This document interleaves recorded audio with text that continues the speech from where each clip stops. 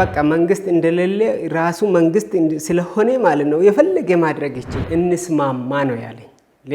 ሌላ ታሪክ ሳላወራ ማለት ለእስራኤል ዳንሳ ጸልይልኝ ብሎ ዲያመንዱን ይሰጠዋል። እስራኤል ዳንሳ ከዚህ በፊት ዲያመንድ አይቶ አያውቅም ነበርና ሁሉንም ምዕመናን ተንበርከኩ ይላቸዋል። የዳይመንዱ ዋጋ ነው ወይስ ግማሹ? እግዚአብሔር ቤት ከሚፈርስ ያንተ ቢፈርስ ይሻላል ነው የተባለው። የሱ እስራኤል አይታሰርም። ለምን? ብዙ ገንዘብ ስላለው በዚህም በዛም አለ። በአንዷ ይሰብካሉ መጽሐፍ ቅዱስ፣ በሶስቱ ግን ሰውን ይሰድባል። ሌባ እኮ አንድ ጊዜ እቃ ከሰረቀ በኋላ ያ የተሰረቀው ሰውዬ ምን እንደሚሆን ስለሱ አይጨነቅም። የሚፈልገውን ብቻ ስርቆ መተው ነው። እስራኤል ዛሬም እኔ ሃይማኖት እንደሌለው ነው ማቆነ። ተንበርክከው ሲጸልዩ ጸልየው ሲነሱ ዲያመንዱ እጁ ላይ አልነበረም። እስራኤል ዳንሳ ጋር የት ሄደ ሲለው ሰይጣን ወሰደው።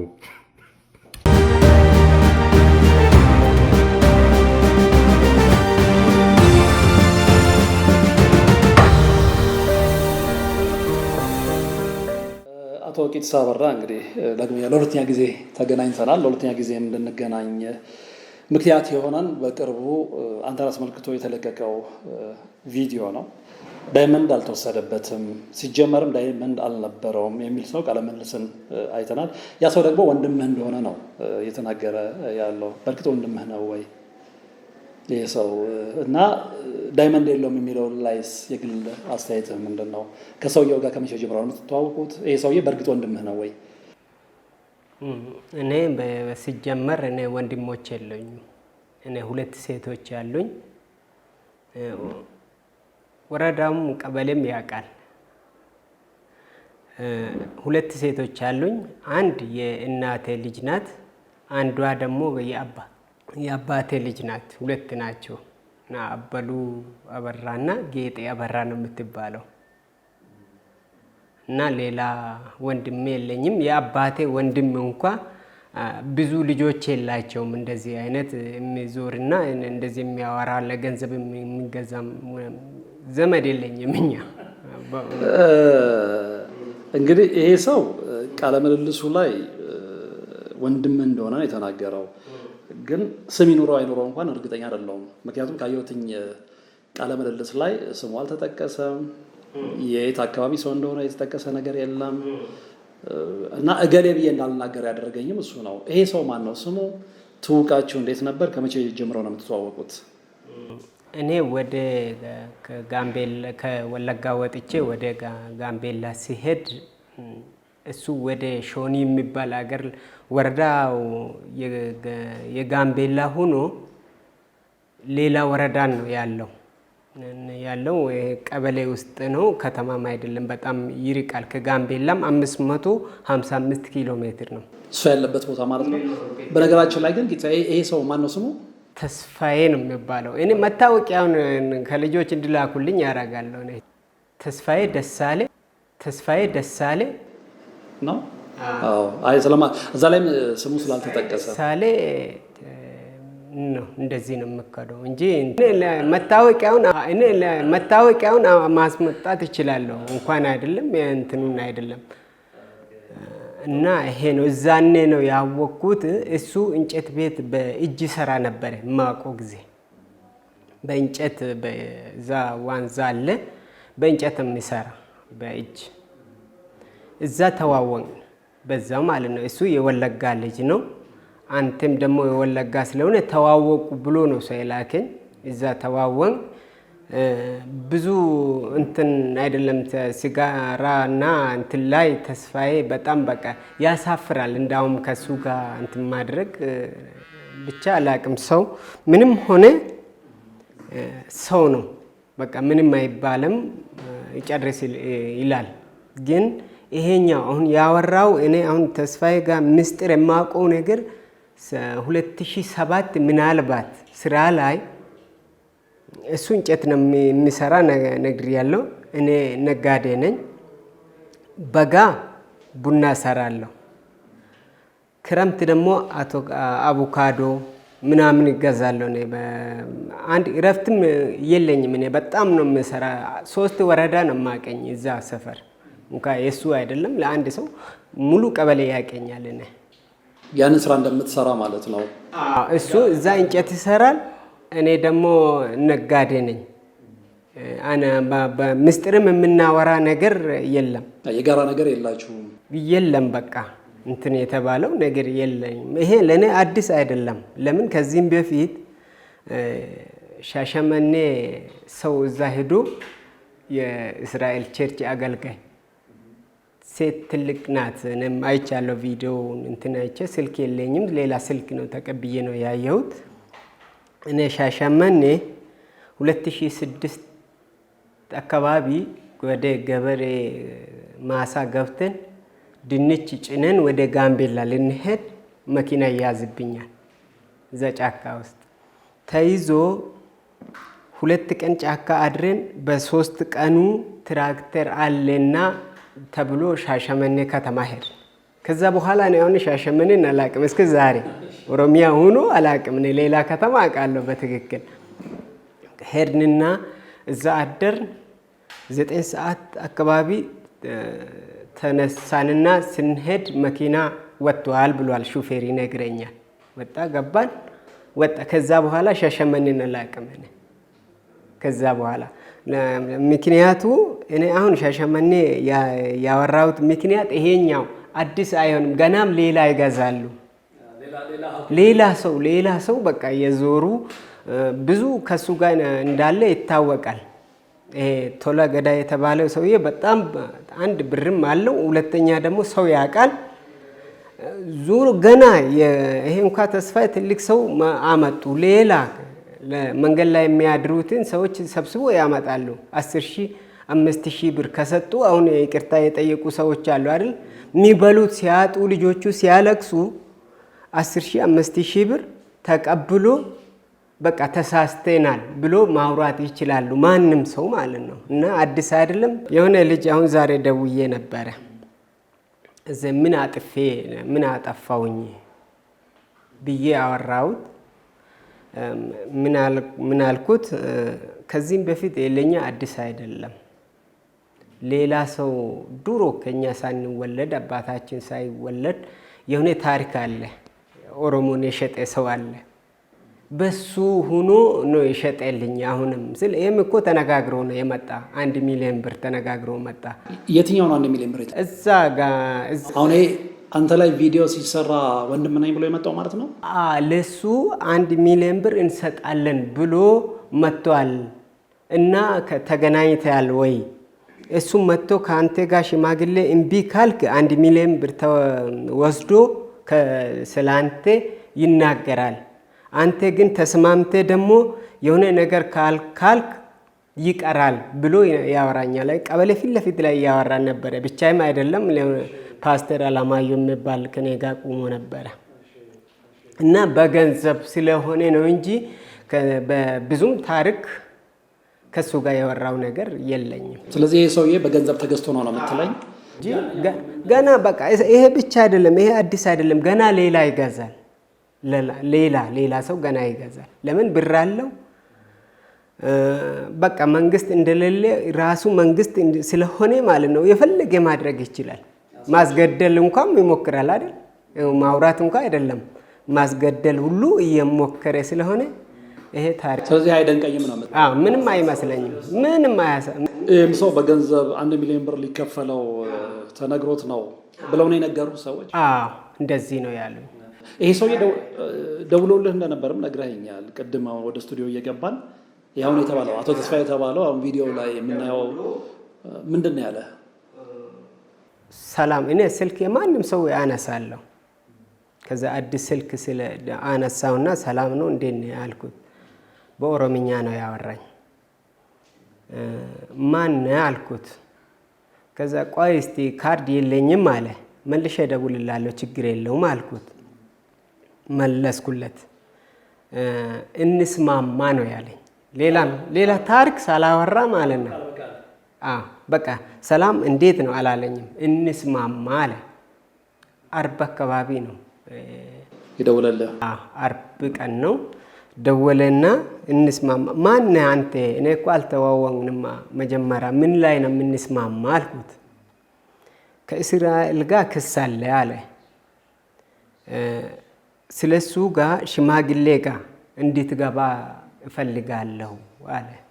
አንተ ማን አንተ አልኩት። አሁንም መልሼ የሱን ስልክ አውቃለሁ ግን በሌላ ስልክ ነው የደወለልኝ። ከዛ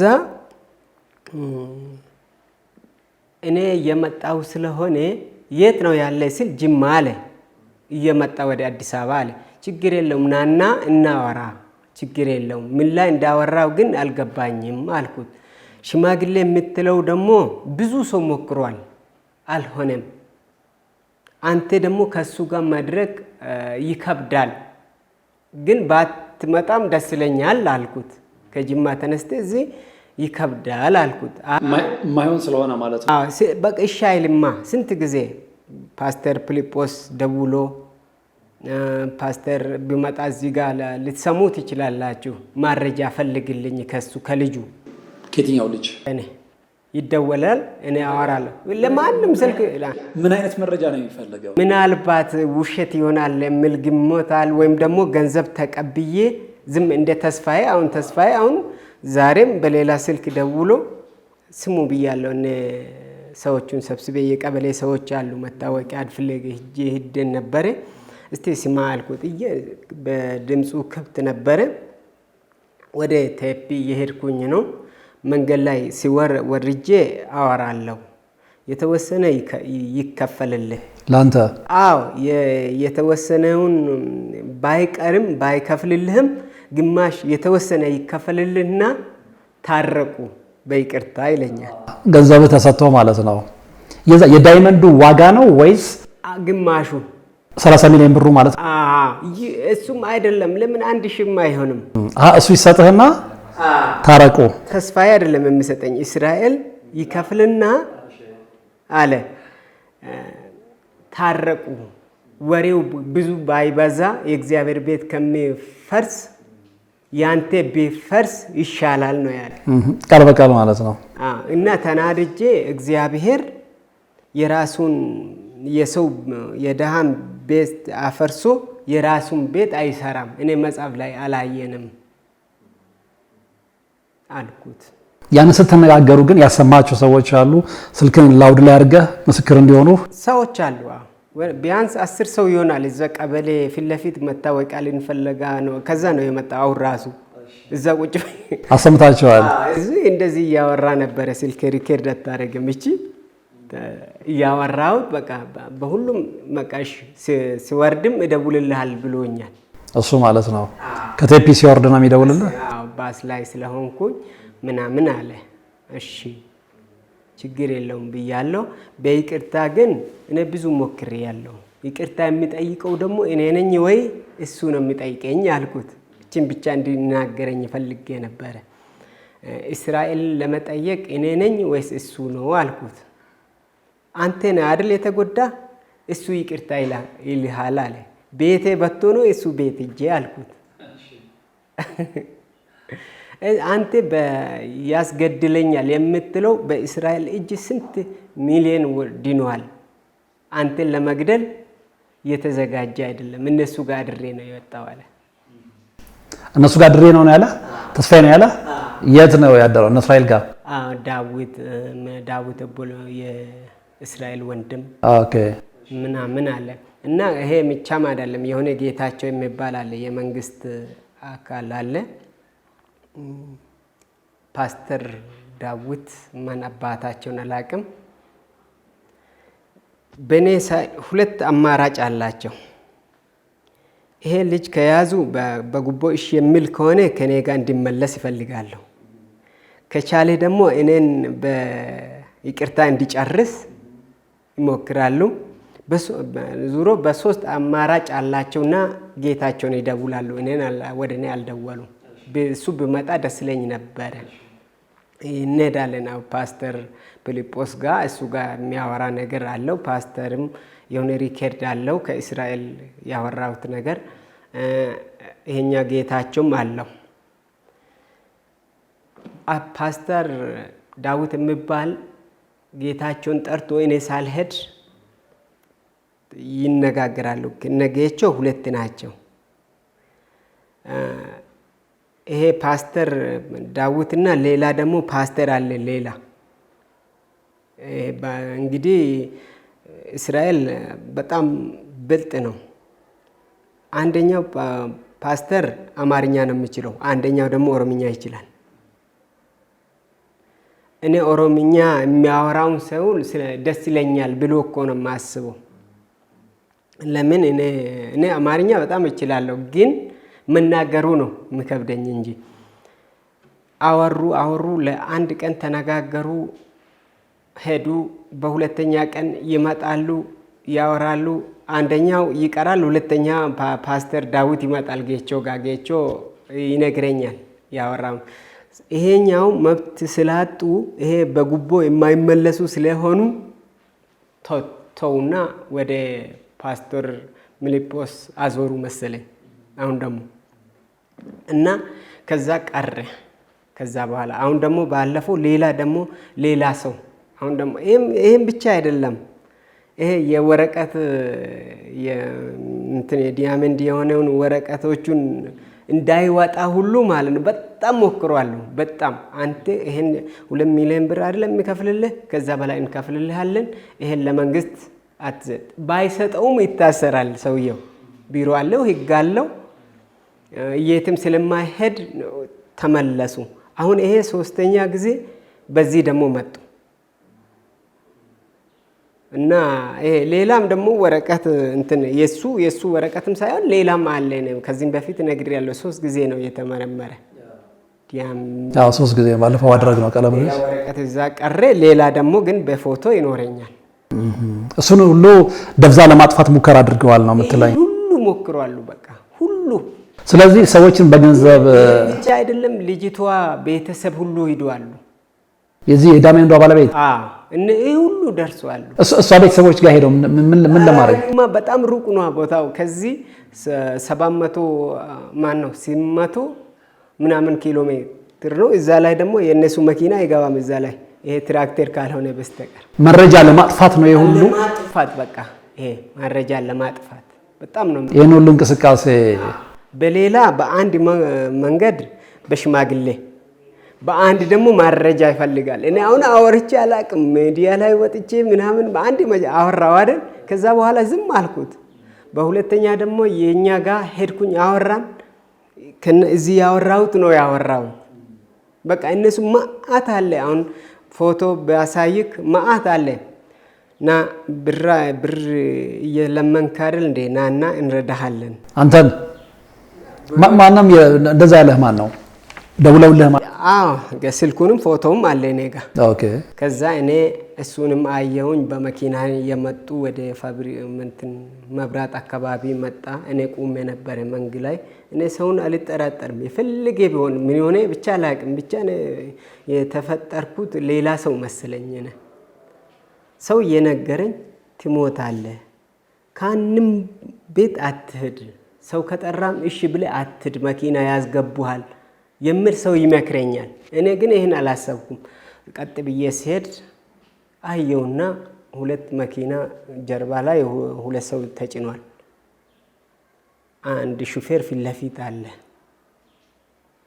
ከዛ ስልኬን ዘጋውና አለፍኩት ዝም ብዬ። የሹራብ ቀይ ሹራብ ለብሼ ነበረ፣ አለፍኩኝ። ከዛ በኋላ ቴሌ ሄድኩና ይሄ ፎቶ የዚህ ሰው ታውቃለህ ብዬ ስጠይቅ አይቻልም ተባለ። ያንን ፎቶ ከየት አገኘኸው አንተ?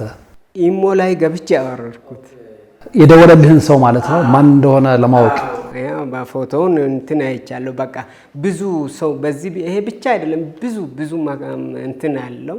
ይሄ ማውራት እኔ አዲስ አይደለኝም ብዙ። ስለዚህ ከዚህም በኋላ የስም ማጥፋት ዘመቻው ሰዎችን በገንዘብ እየገዙ የተለያዩ ቪዲዮዎችን መስራቱ ሊቀጥል ይችላል እያልከኝ ነው? ለምን ገንዘብ አለዋ። አሁን አካውንቱ ተይዟል አይደል? በራሱ በኢትዮጵያ ላይ የሚያስገቡ በስልኩ ላይ 13 ስልክ አለው። እዛ ላይ ነው ንግድ ባንክ እና ሌላም ለባንክ ስልክ አለው። እዛ ላይ ሌላ ደግሞ የውጭ ስልክ ደግሞ ሌላ አለ። 2 አካውንት ማለት ነው። ቀፎ ላይ ማነው ሲም ላይ ገንዘብ እንዲገባለት ያስባል። ለምን ሌላም አለው እነ ቶላ ጋም ገንዘብ አለ። የታሰረ የተባለው የሱ እስራኤል አይታሰርም። ለምን ብዙ ገንዘብ ስላለው በዛም አለው እና ይቀጥላል። ስለዚህ የገንዘብ ኃይል ስለሆነ በገንዘብ ሰዎችን የጠሩ በድክመታቸው ማናዘዝ ይቻላል እያልከኝ ነው። ይህ ሰው ማለት ተስፋዬ ቅድም ግለሰቡ ያልኩት ስሙ እዚህ ላይ ስላልተጠቀሰ ነው ቪዲዮ ላይ። አሁን ግን አንተ ስለነገርከኝ ተስፋዬ ስለ ዳይመንድ ብቻ ሳይሆን አንተ አንድ ግርቡና እንኳን ተክለህ እንደማታውቅና ምንም ነገር የሌለ ሰው እንደሆንክ ነው የተናገረው። ይህንን ለመናገር ምን አነሳሳው?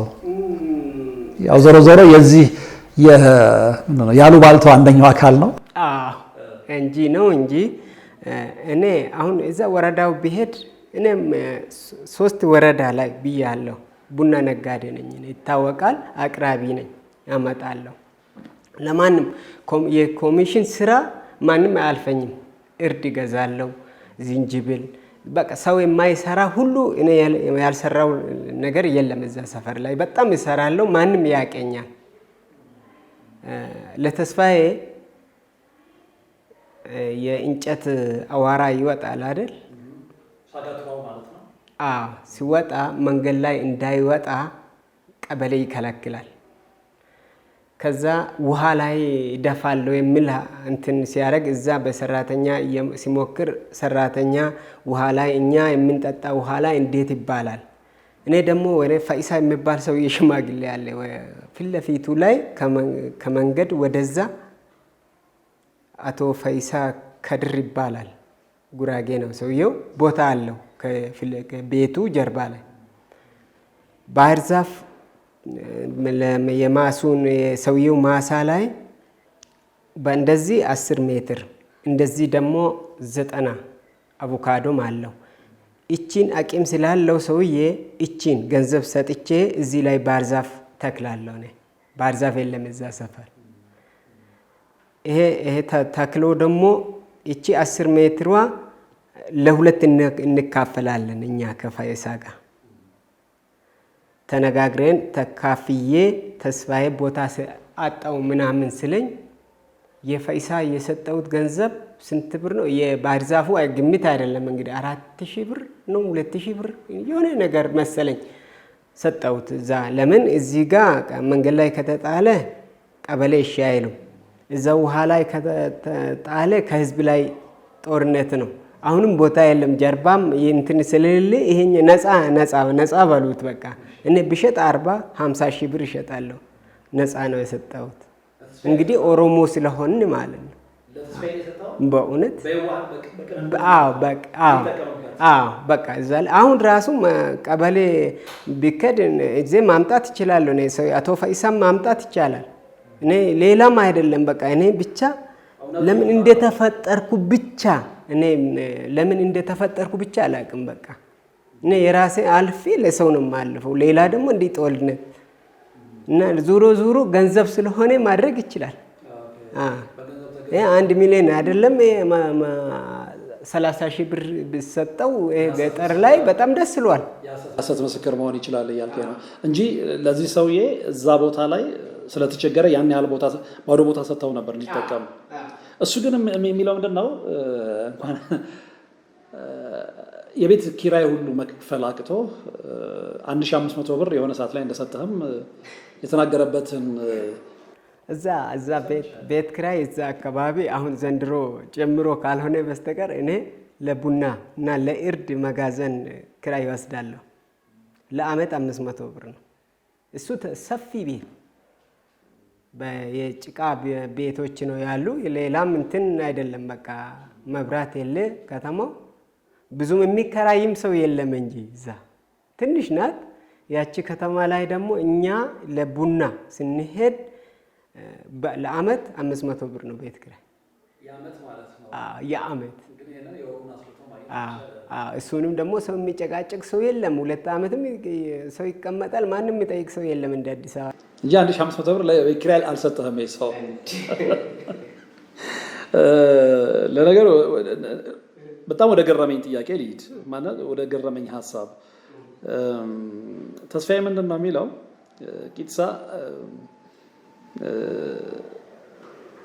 የተናገረው ዳይመንድ እንኳን ሊኖረው ይቅርና ይዞት የመጣው የዘንዶ ቀንድ ነበረ እና የዘንዶ ቀንድም አልተሸጠም ቁጭ ብሏል ነው። በመጀመሪያ ደረጃ ዘንዶ ቀንድ አለ ወይ? እኔ ስላልገባኝ ነው። እኔ መጽሐፍ ላይ አይቼም አላውቅም። ሰው ላይ አይደለም የበሬና የእንትን ሊኖር ይችላል እንጂ የዘንዶ ቀንድ ለነገሩ አንዳንድ ጊዜ ምንድነው እሱን እንግዲህ እነሱ ናቸው ስክሪፕቱን ጽፈው የሰጡት ሰዎች ናቸው እሱን የሚያውቁት። እሱ የማያወሩት እኮ ነው። በቃ ይሄ እቺ ናት እንዴት ትመስላለች ብሎ በቃ ወሬ ይችላል ሰውየው። በጣም የሚገርም እኮ ነው። ግን ያቺ በቃ የተሳሳተ የተጻፈለት ነው መሰለኝ እንጂ እኔ ዘንዶ ቀንድ የለውም። ያ ይቻላልም ትር አይደል እንዴ? ለምንድን ነው ይሄንን ያነሳሁት? ቂጥሳ አንዳንድ ጊዜ እውነተኛ ምስክርነትና እንዳልከው ወይ በገንዘብ ወይ በሆነ ነገር ተደልሎ የሚሰጥ ምስክርነት ያስታውቃል።